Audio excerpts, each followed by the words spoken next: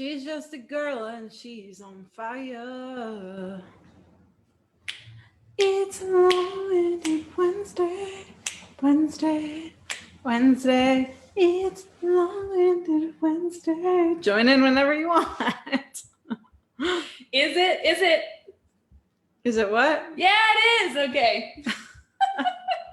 It's on. It's long-winded Wednesday. I'm like, Wednesday.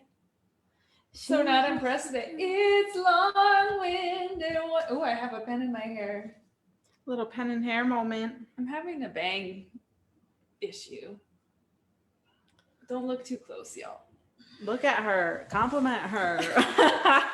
Gorgeous. It's like this side was flingy out earlier. It's time for a trim again. What's up, what's up, what's up, y'all? My name is Jenny Medrano. I use she, her pronouns. I'm the shift program manager at Building Bridges. If you're just tuning in, we do this a lot. We do long-winded Wednesdays a lot. We've been doing them since the summer up until now. I was just looking through all the videos that we've done and just like how you can see the seasons changing with what we're wearing. So if you want to go back and see some embarrassing moments of us, feel free to just stalk those videos. What? You just made it more towards you again. Oh, I'm trying to, okay. So yeah, do you want to intro yourself? Hi. What do you want? How do you want the table right now? It's there. I was just trying to center us more. Okay. That was what I was trying to do. How are you doing? My name is Marin, and I use she, her pronouns.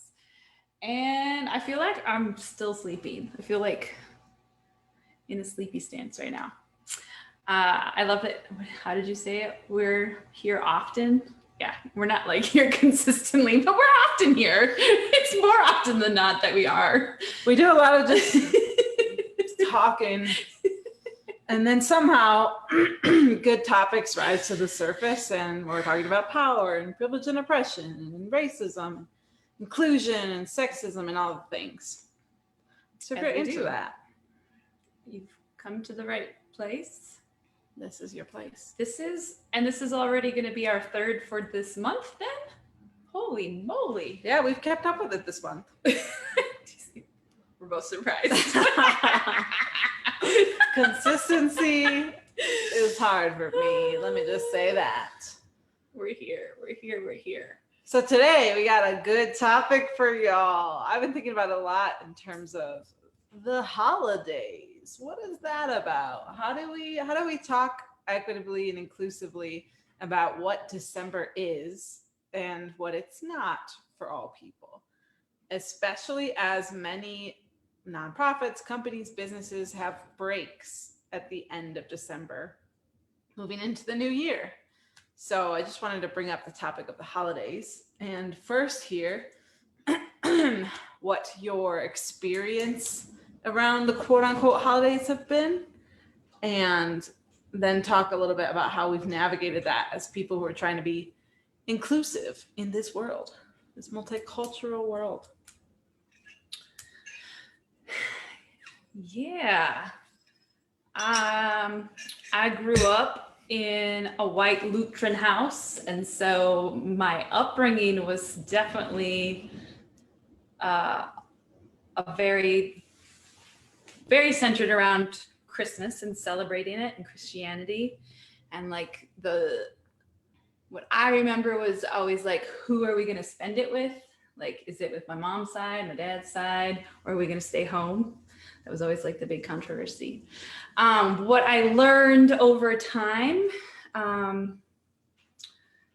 the obsession with Christmas and Christianity is worldwide, because I lived in Norway for 4 years, and it was still very much a central piece. And so like navigating that as a teacher, like I was certainly a teacher at one point who wore the ugly Christmas sweater, did the Santa swap, Still want a Christmas tree dress. I still do. No, but I want like a sequins dress. Yeah, I want a fancy dress. I almost bought that Target Christmas tree dress. I really did. There's still a little part of you that loves it. I do. There's a little part, like middle school Marin had battery operated lights on her backpack. It is like one of my things that I love to like.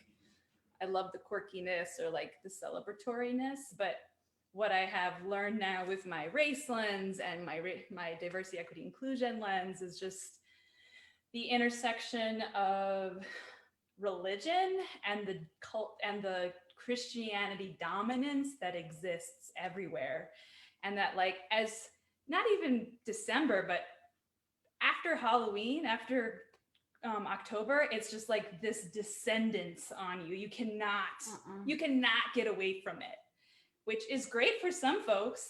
And then, but as a teacher with a growing understanding and racial lens, like, what does that say to my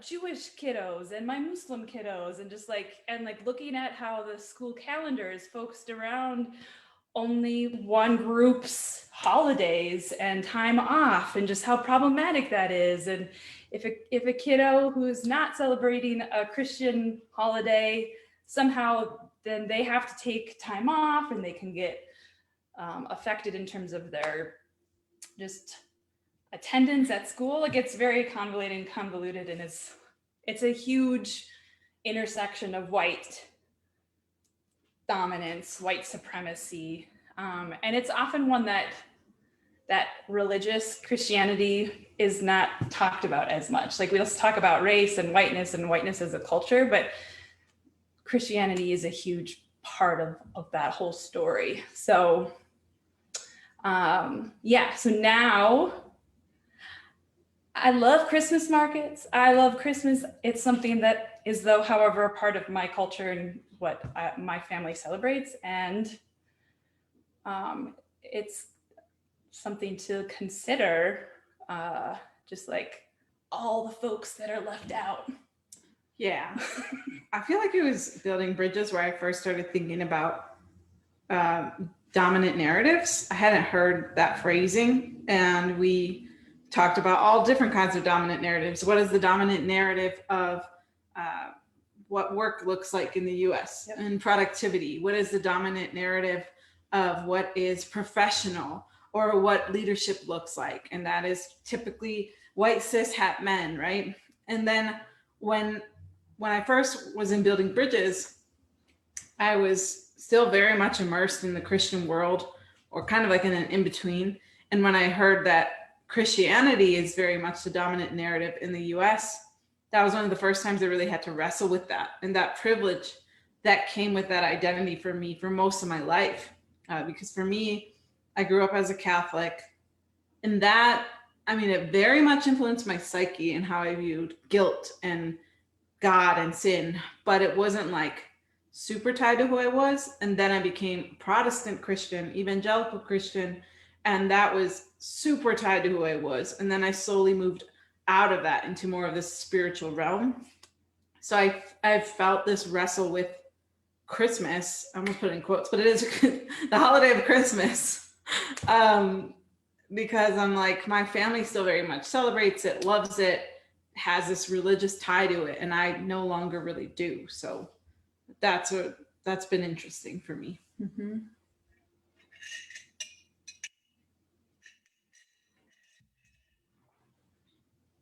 Yeah, and how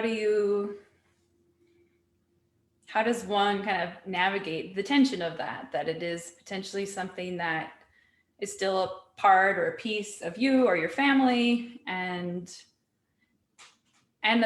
also like, what is your role too in like poking on that default or that narrative, and like for some folks it's just a switch. Well, it's not Christmas break, it's winter break, and it's a language thing. And I think we could do a lot more than that. And that has to do with big systems. Again, like going back to just even school calendars, and like, let's talk about that. Why is it that November, December, we have these like pretty dominated, even just like people are taking time off. Well, are they? Like, not everybody is following that kind of rhythm. And how is even like an office or business open to that or being inclusive in that. Yeah, and I think now it would be hard. Well, it's been hard to switch that because the rhythm is so much ingrained in the U.S. calendar of The January. calendar, You the start society. it, then spring. There's a spring break. Then there's also Easter, right? So that's Christian, and then maybe you get a Good Friday off, and then moving into the summer. For most schools, there's a natural break. Then coming into the fall, and you gear up towards the break at the end of December. They all happen to correlate with Christian holidays. Which correlated with pagan holidays, but that's a whole other. Yeah, it's a whole nother can of worms. But in thinking through that, I'm just like, at this point, I'm like, hell yeah, I need a break. I'm so glad that Building Bridges is closed the last week of December. And also, I'm like, does it always have to be like that? Like, what if we had our break the last week of November and then just carried on business as usual in December? But then it's like we're working with so many different organizations and community partners who are operating off of the Christian holiday flow that to even get in contact with people the last 2 weeks of December, you're going to have a flurry of out of office emails. So it's so ingrained in just US culture and scheduling. Yeah, that feels like that in itself is a whole other thing. Like it's all our calendars connected to a Christian holiday calendar, and that has seeped into our business and has seeped into school calendars and just the way, quote unquote, the way things exist right now. I even saw and it's still so dominant that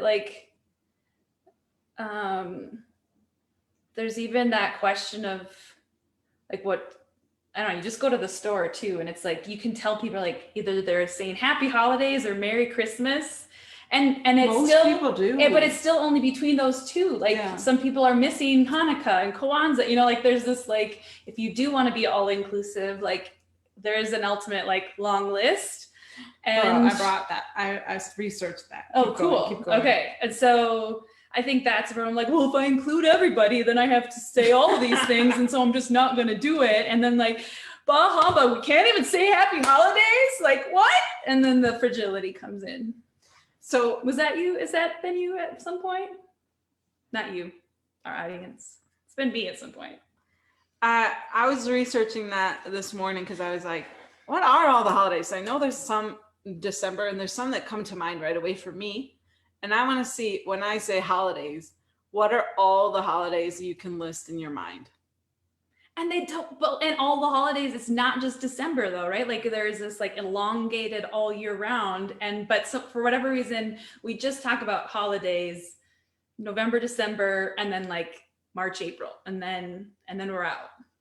Yeah, and it's there's a lot of priority and weight to the holidays of December because of the priority and weight of literal Christmas to Christianity, right? Yeah. It's apparently the birth of Jesus Christ, which historically we know has been altered. Yep. So in thinking about when we say holidays in December, what you can name, let's see how many of these you got. December 8th, Bodhi Day in Buddhism. Advent, 4 days preceding Christmas Day. December 4th, St. Barbara's Day. December 5th, Krampusnacht, Feast of St. Nicholas. December 8th, Feast of the Immaculate Conception. December 13th, St. Lucia's Day. December 16th through 24th, Las Posadas. December 19th, Nicole Jean. December 24th, Christmas Eve. December 25th, Christmas Day. December 25th, Anastasia of Sirmium. We got St. Stephen's Day. We get St. John the Evangelist Day. So a big chunk of Christian-dominated holidays. We got Pancha Ganapati, a modern 5-day Hindu festival, December 21st through 25th. We got I'm going to just butcher these names. Vaikuntha Ekadashi, December 25th. So long list. We got Hanukkah, usually falls between late November, early January. We got Koliaida, we got Yalda, we got Kwanzaa, we got Omisoka. There's so many different days in December that I did not know about. And I think that that's also telling that Why when is we're like, well, let's talk about the multicultural holidays. It's usually Christmas, Kwanzaa, and Hanukkah in the US that I've seen us recognizing. So I think that if you think you're being inclusive with how you're using happy holidays, and there's only a couple of things coming to mind, like how can we expand our understanding of what the holidays are throughout the year and our recognition of them as well.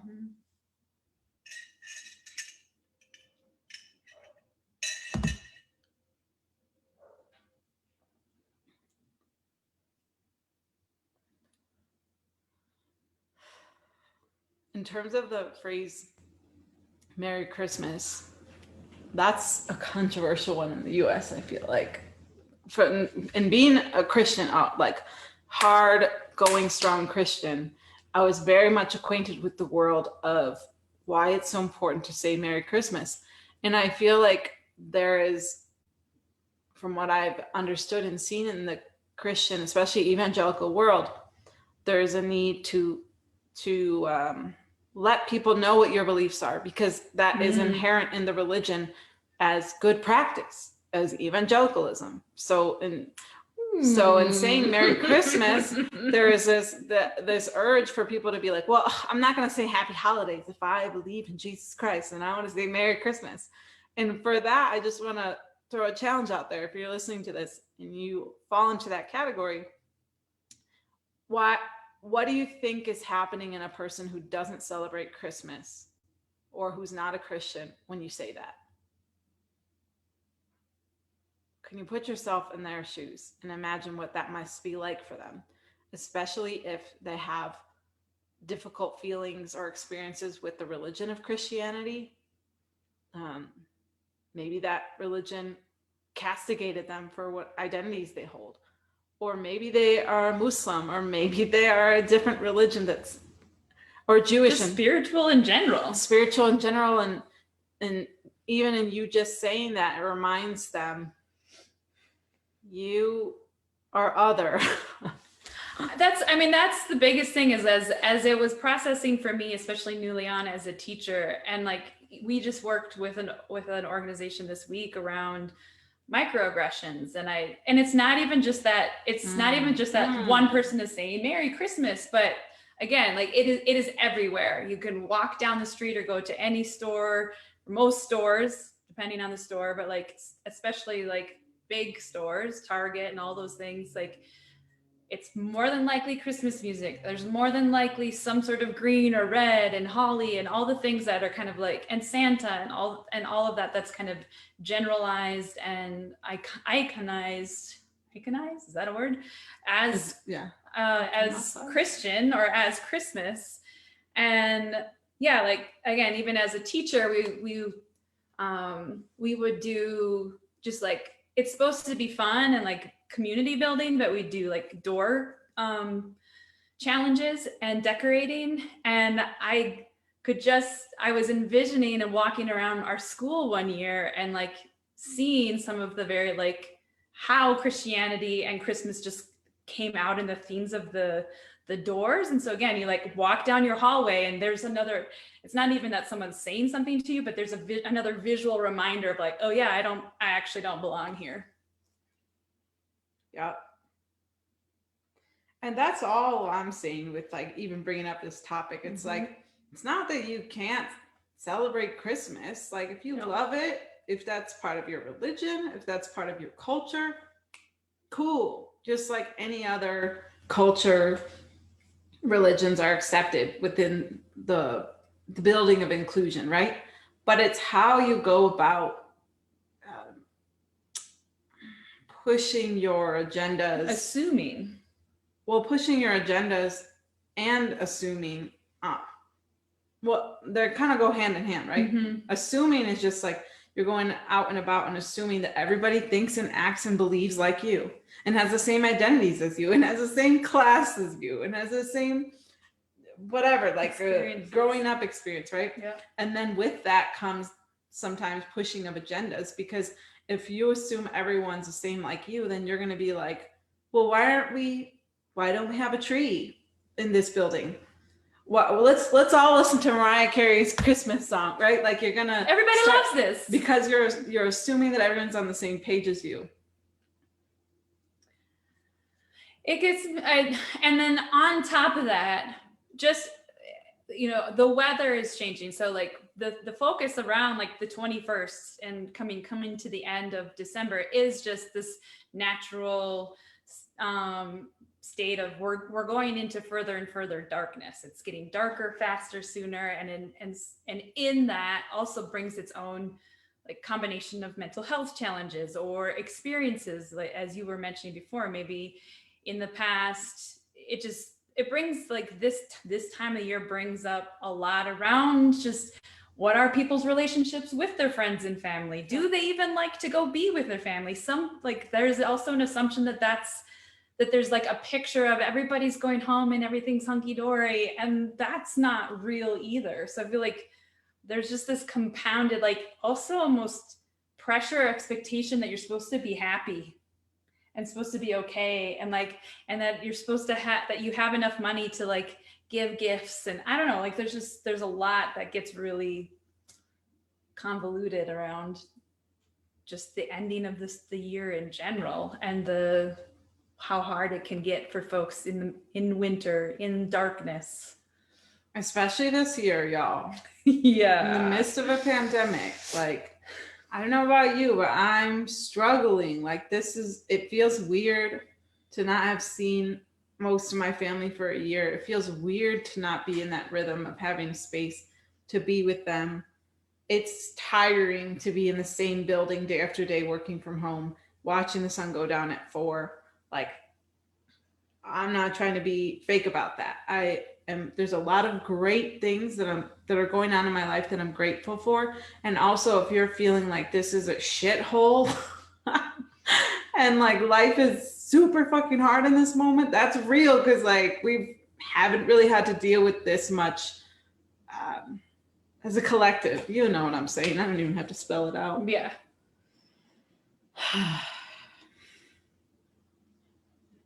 And feelings that come up for me are exhausted,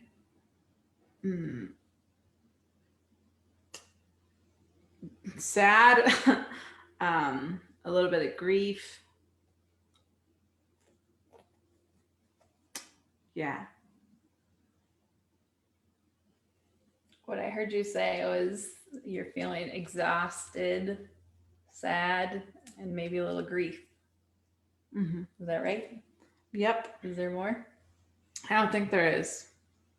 That in the midst of a lot of other emotions. But for me, emotions are, I don't know, they're hard to pinpoint and be with and sit with. And so I really, really have to hype myself up and play a happy song, focus on gratitude, do all these things to get myself through days. And not everyone's like that. Some people are, people are all different kinds of ways in how we are dealing with our emotions.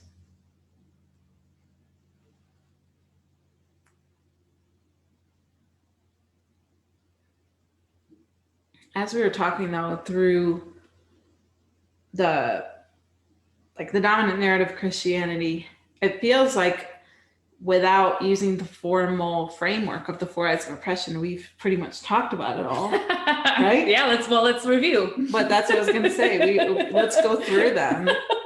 Ideological, institutional, interpersonal, internalized.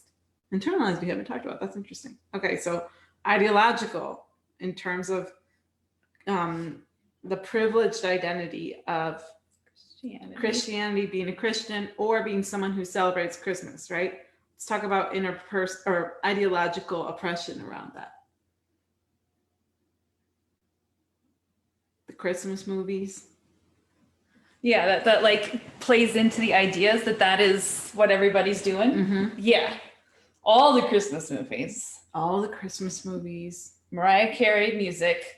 Yeah, how Christmas music Christmas has like music infiltrated the culture of December and November and sometimes October. Yeah, and I feel like even artists who maybe aren't Christian, like they have the Christmas album. Yeah, that's true. Like, It's like a gateway into further fame. So yes. you kind of have to Way do to it. make some money. Can't hate on it, but it's also like, wow.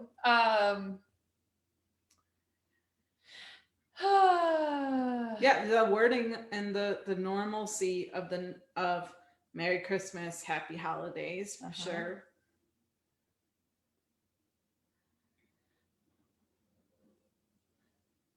Those are all ideas existing in society. And then we move to institutional, the type of oppression that exists in our government and healthcare and school systems and jobs.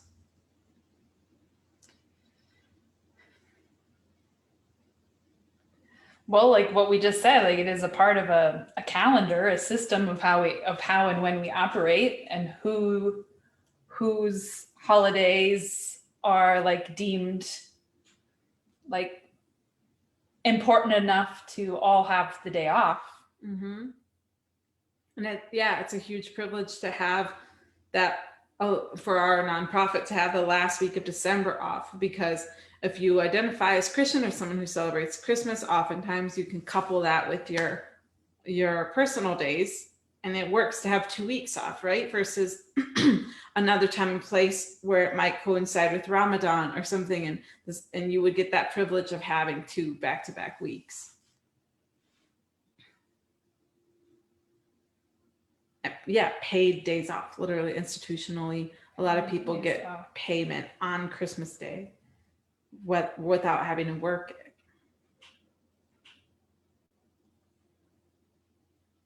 For the most part. Yeah, more and more companies are like closing on those days and like letting people, at least if they're not getting paid, at least have the day, like the time off.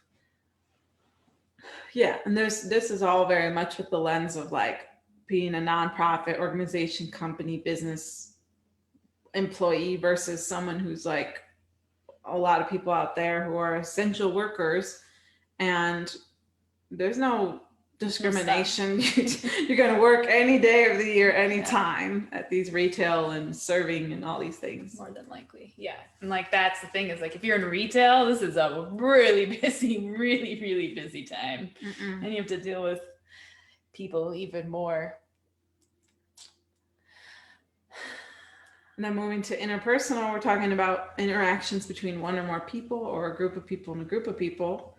One very obvious one that we've named already is just literally saying Merry Christmas or Happy Holidays to any and all people without knowing how they believe or identify. That could be a microaggression. It's not like you're intending harm, but you're assuming that someone celebrates that. Yeah, all those things, the Santa things, the gift giving things, the even the ugly sweater, like imagine if you walked in with an ugly sweater and someone's like, that's a microaggression. But for real, it's everywhere. Just like the assumption that everyone wants to do that or has. I would say if my company or group was like, we're having an ugly sweater competition, I would be like, microaggression? No, I do not want to participate. The disconnect, the disrespect, which has got to be a t-shirt eventually. We're going to make t-shirts. Because I used it again today with a client or with a friend. It was like, this just keeps working for 2020. So many times we are interacting literally yelling to the world. And people, including ourselves, we're not exempt, but people who understand DEI and inclusion and equity and yet play out something differently. We all do it. Yeah. We all do it. Yeah. And when it happens to you, what I've experienced is that deep feeling of the disconnect, the disrespect.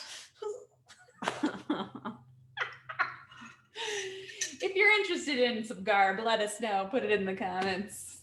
We'll get an order in. All right, and then internalized. So as people, both of us who celebrate Christmas, we could use that. acknowledge it. It's part of our culture. Yeah, I mean, I think looking around the apartment. I know. I have one Santa. I got rid of all the other ones because they were all white, and I was not liking that anymore. But yes, so if I think about internalized oppression, so when we're thinking of internalized, if you're the privileged identity, it's internalized superiority. If you're an oppressed identity, it's internalized inferiority that you're working to uproot. So, and we could probably go either way, right? Mhm. Either the privileged identity of acknowledging and celebrating, or the oppressed identity of not being a Christian that is in this world of Christmas.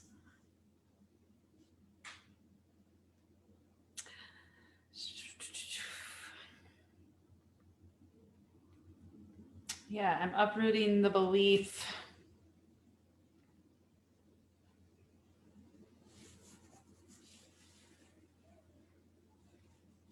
I mean, that can work for some of the things we already said, like that everybody celebrates Christmas, or that everybody loves Christmas, or everybody.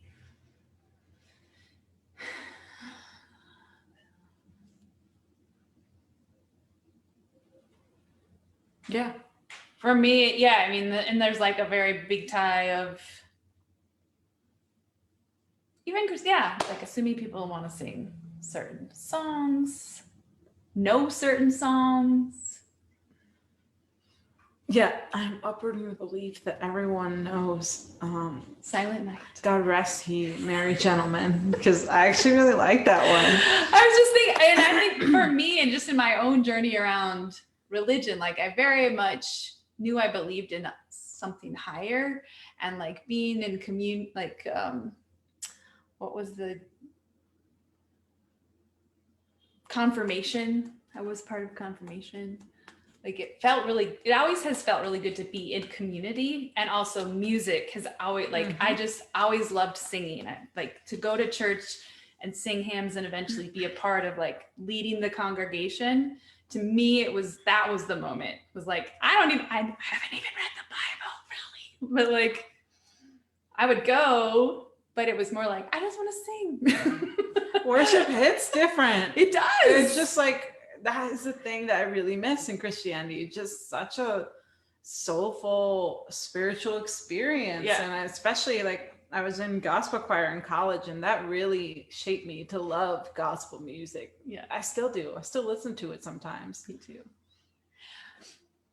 Yeah. And there's my mom, music is in my family. My grandpa was a choir director. My mom was a performer through the university, and she can sing high. She is a soprano. And every year it is the best to go to church and sit by my mom and have Silent Night come on, because she does the descant on top of everything. And it is like an angel singing, and it makes everybody cry. And it is the best. Wow. I didn't know that. Yeah. I don't even know what a descant is, but I think it's a high soprano voice. Yes. So I assume everyone has that experience. yeah. I'm uprooting the belief that everybody has a descant singer in their family who's in the Silent Night. I'm thinking through ones that I have, like, especially that would cause me to commit microaggressions. I'm uprooting the belief that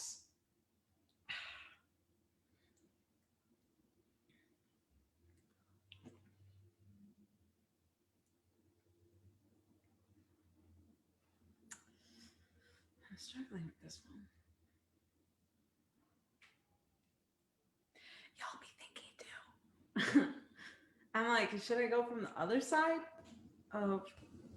I'm gonna go from the other side of like, now having changed religions and changed my spiritual background, I'm uprooting the belief that if I don't celebrate Christmas, I am a bad person.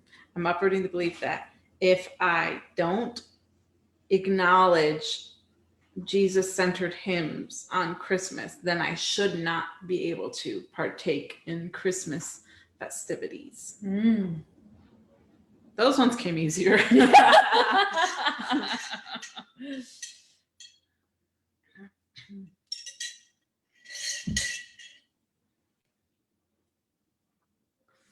God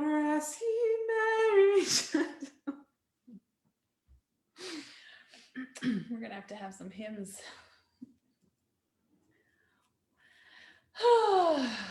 Sorry, I probably shouldn't have just sang that. I Not know, everybody you wants just to make even hear that. progress people. Just They came don't- out of my head. They It don't was want to hear. stuck in my I don't want head. to hear that. Let me just combat that with a secular song that I've been singing. Don't you worry about a thing. Hey. Playing music. Look at my computer. Are you playing music? No. Wow, I sound exactly like Stevie Wonder, apparently.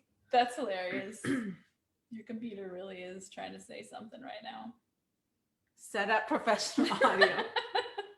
Is that a good thing or not? My computer's saying set up professional audio. Does that mean I should do this professionally, or does that mean you probably should, you need some assistance with your audio? I think they're trying to set you up and feel good about what you just did.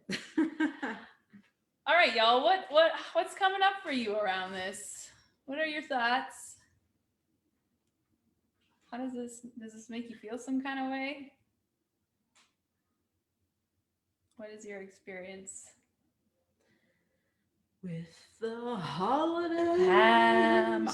Yeah, I think just even that happy holidays, like you can't assume it's not happy. That too. It's like when people are like, have a good day. I'm like, don't tell me what to do. I'm having a bad day and I'm okay with it.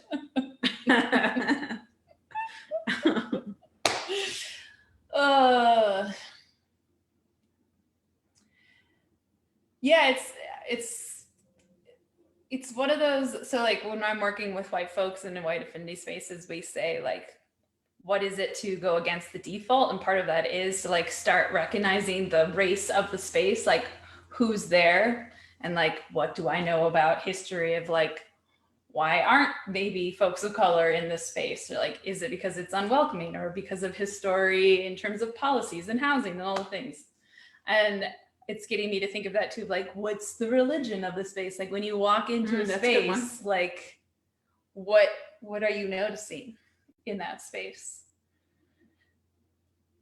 And I think more and more like it's 2020, and yes, now like the menorah and like Hanukkah is more and more being mentioned, but it's still very minuscule compared to the breadth and the depth of Christmas.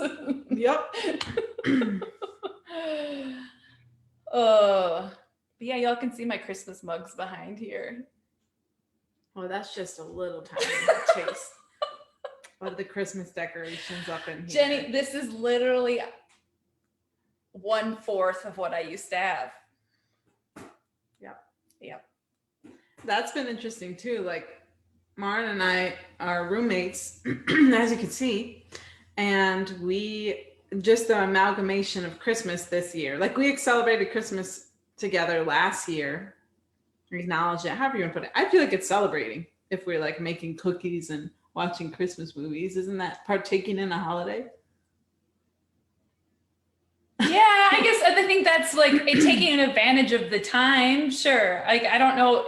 I'm not like celebrating that Jesus Christ is born, but That's true. I'm in, I guess I've chosen certain things that I do feel like for me have become traditions or ways of, I don't know. So that's convoluted. Or that's last year hard. we partook in traditions. There, traditions. We were sharing our culture with each other. Mom really doesn't want to say celebrated. We shared our cultures with one another. I allowed her to wear a sombrero of my family. It's not true. She wore it as a fashion staple. These are all lies. Take that out of your mouth. We were with each other last year on Christmas Day, and I was just recuperating from LASIK.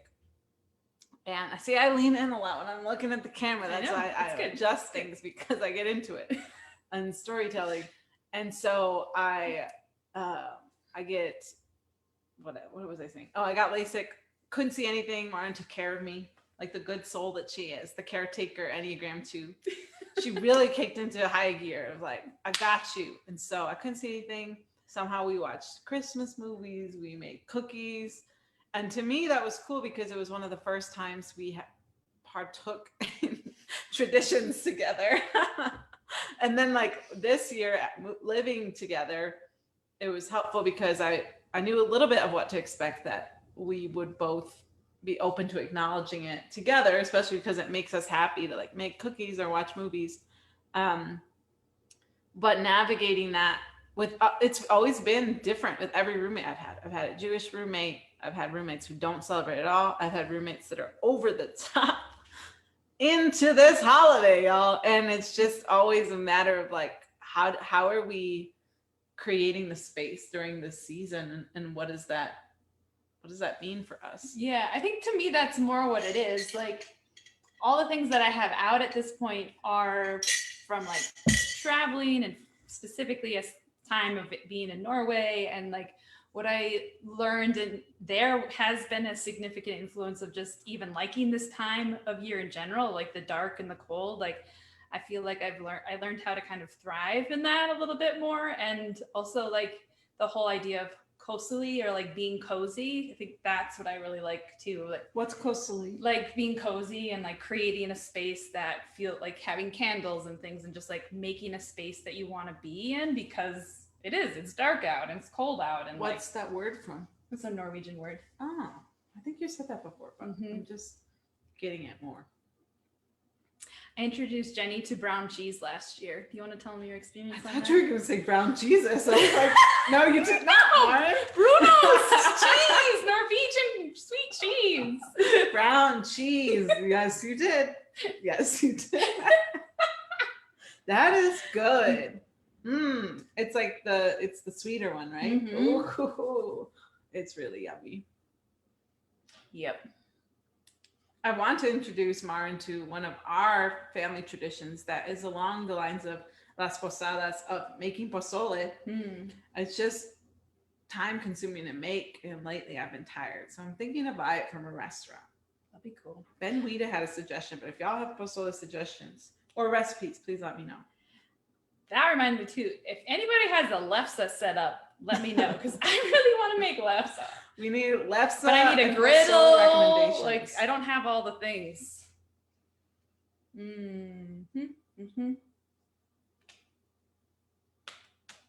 But yeah, it's become a time, like how do you manage being in the dark and the cold? How do you maybe utilize people better, or utilize the people you want to utilize, and like what is it to kind of move through this time where it's just nature is reminding us too, to like what is to maybe slow down, what is it to maybe sleep a little more. And like in the capitalist society that we're in, it's kind of amazing that we have some time off, but also, yeah, it sucks that it's really centered around just this one grouping of people. And yeah. So it's 1:15. We did it. We were pretty much on time. Did our whole shebang today. Is shebang a bad word? Or like origins and something bad?